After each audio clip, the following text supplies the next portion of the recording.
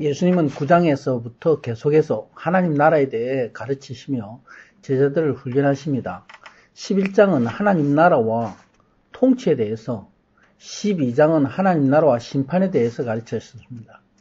13장은 제자가 이 땅에서 어떻게 살아야 하는지 제자의 삶에 대해서 가르치시기를 계속하십니다.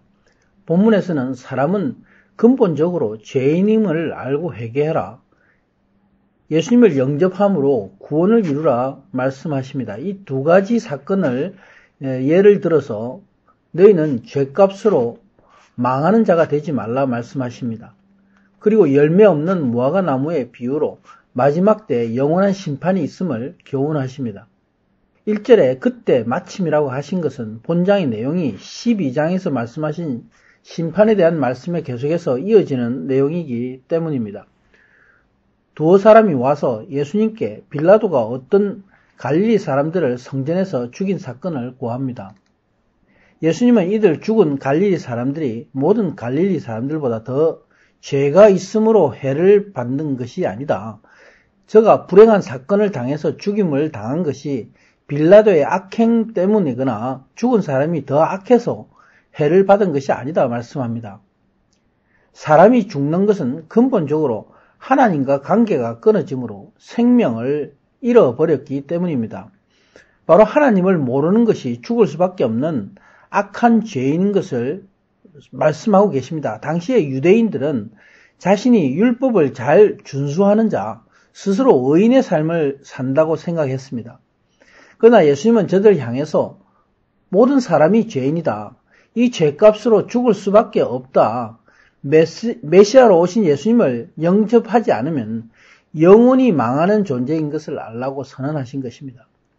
예수님은 다시 실로암에서 무너진 망대 사건에서 죽은 자 18사람에 대해서 말씀합니다. 저들은 실로암에서 죽은 사람들이 바로 자신의 죄 때문에 죽은 것이다, 저들을 판단하고 정죄하고 있습니다. 그러나 예수님은 제자들에게 이러합니다. 죽은 저들이 더 죄가 있어서 죽은 것이 아니다.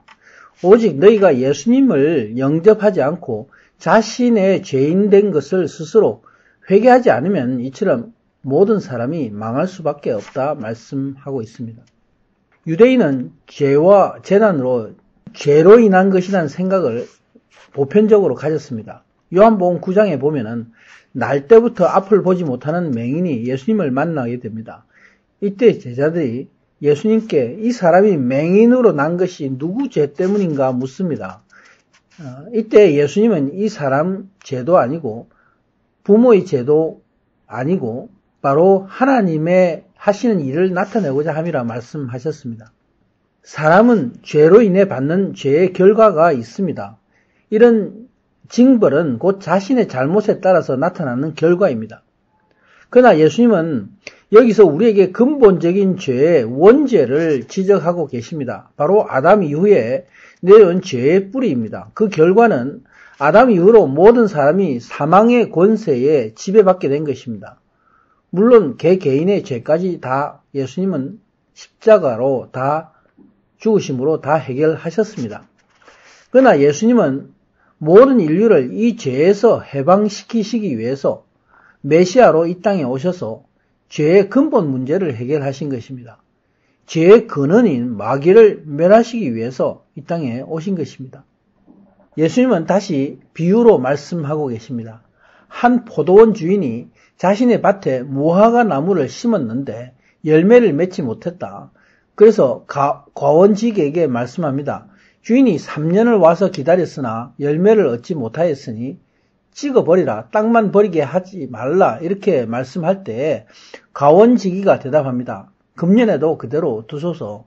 이 무화과 나무가 잘 자라도록 땅을 파고 거름을 줄 것인데 이후에는 열매를 맺지 못하면 찍어버리소서 주인에게 청하였다 말씀하였습니다.